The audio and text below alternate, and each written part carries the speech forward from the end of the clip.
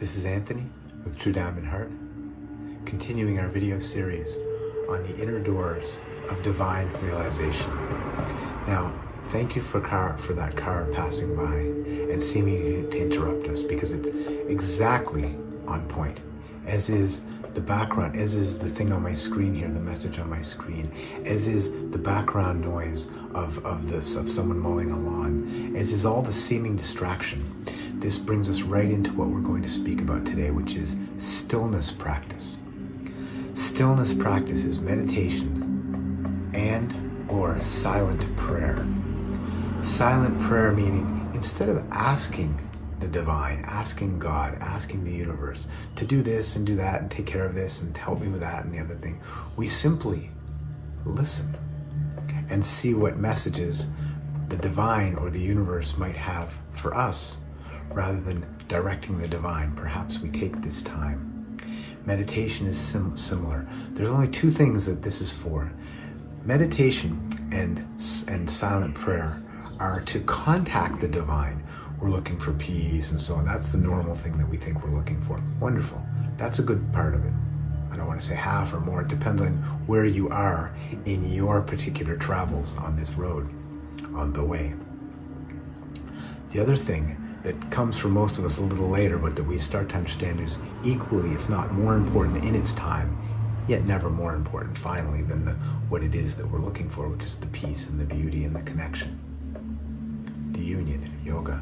Yoga means union. The other thing that we do in meditation and silent prayer is we process. As an older friend of someone who I once knew very well said, she's in her 80s, she said, she meditates to clean.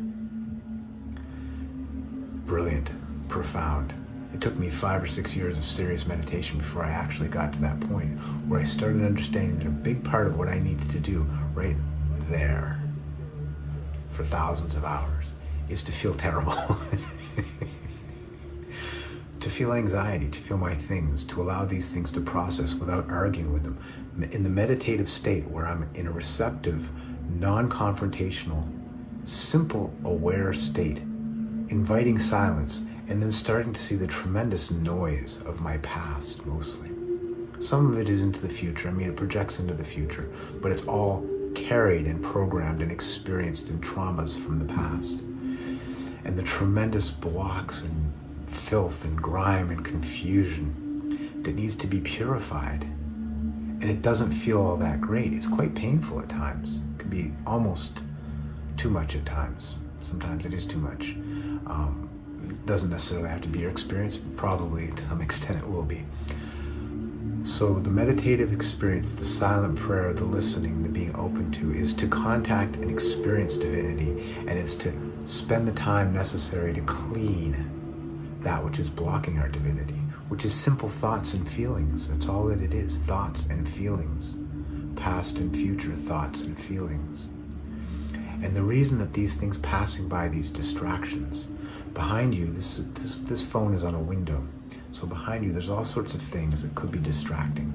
And I find it a wonderful experience. Once in a while the birds will pass and I just allow that to happen, because they're so in keeping with the vibration of this that we're doing together. But generally speaking, what happens behind there is not my business. At this moment, it's not my business.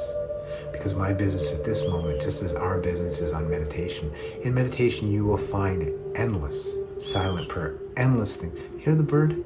Wonderful. You will hear endless things pulling us, internal things. Sometimes there'll be external things pulling us, that bird, pulling us out of our concentration, out of this moment.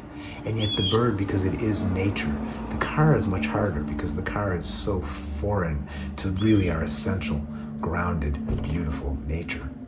The bird is so close. There's a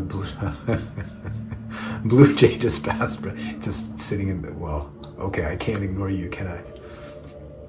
The blue jay is so in keeping with the joy of realization of the divinity that reveals as we go into the inner door in meditation. Now, we go into meditation and there'll be distractions outside, but much more there'll be distractions inside. silent prayer being a form of meditation. There'll be much more insight. And this distractions, these noises and these feelings and thoughts and past and future, they are simply illusions, and yet they're powerful because we haven't yet learned how to just walk through them.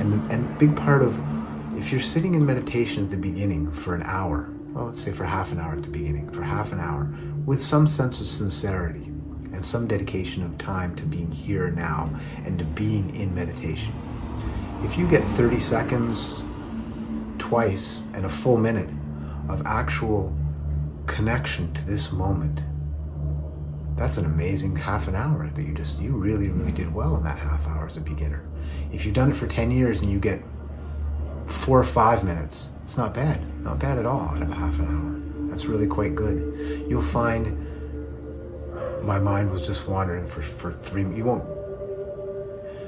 won't necessarily tag it with the right amount of time. You say, wow, my mind was just wandering and I was thinking about laundry, or I was thinking about something that someone said to me, or whatever it is that takes us away. And that remembering brings us back into the meditation.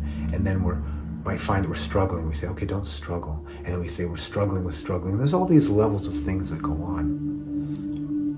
Sincerity and the decision to no longer live that definition of insanity that says doing the same things and expecting different results.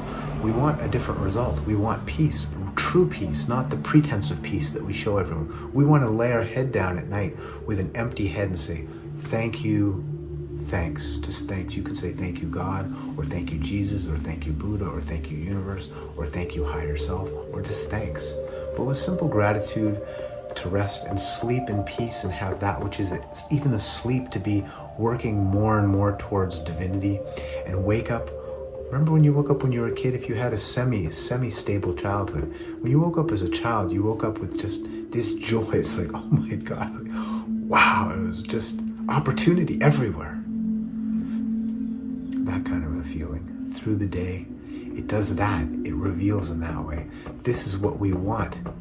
This is how divinity expresses as joy in our individual lives, even when we're not contacting. Once we open those channels, once we open the inner doors of divinity and the outer doors, because the door is everywhere, but meditation is indispensable.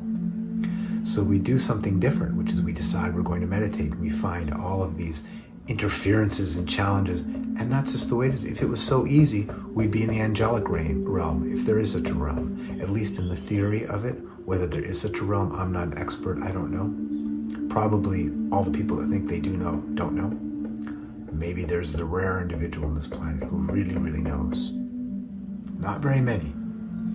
Although people experience the divine, they experience the angelic, whether it's actually a thing with wings or whether it's an energy that flows, all these different clothing. In the angelic realm, we don't need to struggle anymore. And we are moving towards the angelic realm. That's what we want is we want to be with only the will to be divine, which is our highest nature, because it's so joyful and so beautiful. The meditation is indispensable. The stillness practice, taking the time to cultivate stillness. Now you'll notice there's been people passing behind you. You didn't notice that, but you've heard all the different sounds. Probably you didn't hear them because there was some entrainment between us with this that we're doing together. So the other things weren't so present. Someone's coughing. But in the divine state, we do notice everything, but it doesn't interfere. We start to become much more sensitive. And as we become sensitive, it's a magnificent thing. It's doing something different to attain a different result. The result of actual peace, actual beauty, actual joy.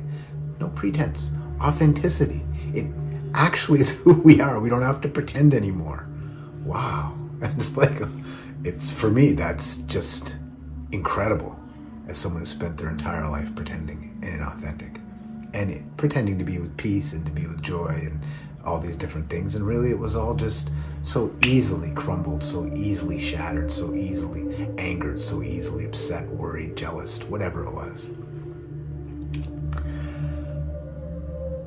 Travel inwards to the inner door of divine realization by doing your meditation, your stillness practice, your silent prayer every day. Create a time First, if you're just beginning, first thing in the morning, last thing at night, even if you've been doing it forever, that's the best time. First thing in the morning, last thing at night. But as a beginner, 30 seconds to 90 seconds. If you're comfortable and not straining, do 2 minutes, 10 minutes, whatever's comfortable. And what's not comfortable, do a tiny bit more, but not too much more. Don't be really uncomfortable. If it's like, oh, well, I want to stop now, I'll do another 10 seconds. Can manage that.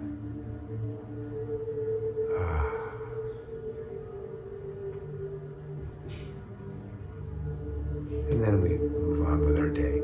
First thing in the morning, last thing at night. 30 to 90 seconds. Now, if it's not comfortable at all, still do your 30 seconds. That's not too much. It will become comfortable, and you will start to realize benefits, and you will become more and more interested in it. Then you'll do it through the day at different times. But start with that. As you grow, you should be doing 15, 20 minutes, half an hour. Eventually, you'll find that I saw something really cool. I don't usually see things that it said, meditate every day for 20 minutes, forgive me. Meditate every day for 20 minutes. If you don't have time, do it for an hour. It's so true. Meditation creates time, just as exercise creates time. I don't have time to exercise. You don't have time not to exercise. Exercise will clear your mind. There's a squirrel, forgive me. Magnificent. How do they run? How do they run on plastic when there's nothing to grab onto? Anyway, it's just like, how? Incredible. It clears your minds and enables you to go about the rest of your life with that clarity. Meditation also, it will create more time, more creativity, more space in your life, even though it seems to take up, remember, there's 24 hours, tick, tick, tick, tick, 24 times 60 in a day. Well, I used up 35 of those 24 times 60s. But what it did was it freed up those other 24 times 60 minus 35, used up all the rest of that time, is now going to have a different kind of clarity, productivity, and ability to be both joyful and functional. And then you're going to want to do 60 minutes of that 24th of it, and then you're going to want to do 17th of it, and just allow that to expand, and you'll find it actually creates time. You can't afford not to exercise, you can't afford not to meditate. This is what we do to open the inner doors of divine realization. Stay with True Diamond Heart. You'll find so many videos, both series and individual videos, on how to experience the divine, how to work through that which blocks our experience of the divine, and just how to work with all of these different ideas in different ways. You'll find ones that this one might not work, but try the next one. Everybody needs energy, but not everybody likes apples. So there's pears, and there's peaches, and there's grapes. So one of these will appeal to you, and they all take you to the same place, which is nourishment. We'll see you soon for more exploration and experience of inner doors of divine realization.